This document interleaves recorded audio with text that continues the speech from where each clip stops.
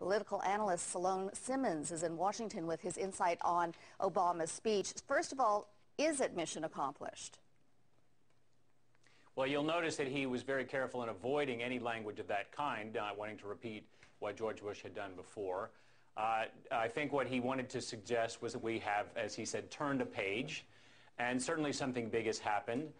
The speech was most people, I think, reacted to the speech with a bit of a shrug in Washington.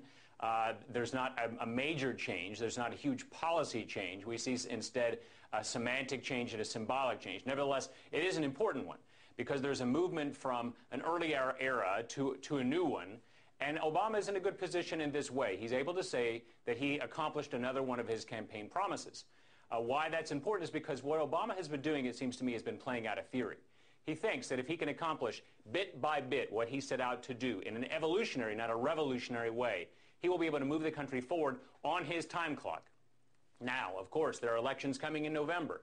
They're not looking good for the president right now. The president is not up for re-election. And the way that the politics works in this country is that if he wants his agenda to move forward, if he wants it to be successful, if he wants to win another term, he has to play the clock in the right way. It is good, I think, for the president to be able to say, we have ended this era that what he's thinking of in a sense as the Bush era, even though he did not attack George Bush in the speech, and we're moving toward a new phase.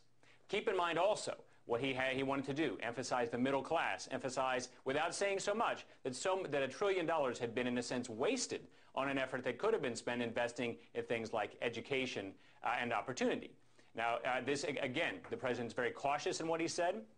He didn't want to create any fights in what he said and did not. And I think that's the reason why this is not one of his best speeches, although it will be certainly a memorable speech as we look back on the events in the Middle East. And quickly, he also touched on the war in Afghanistan. What do you think of his pledge to fight terrorism in that country? Well, of course, the Afghanistan situation is the other shoe to drop. There's not so much optimism to be had there either. People are worried about maybe seeing something like this in a year's time, another speech of that kind.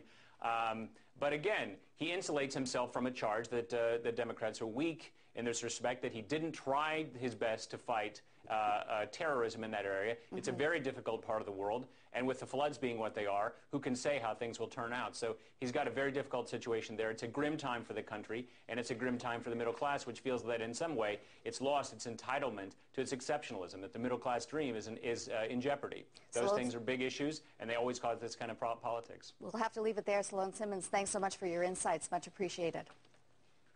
Thanks for having me.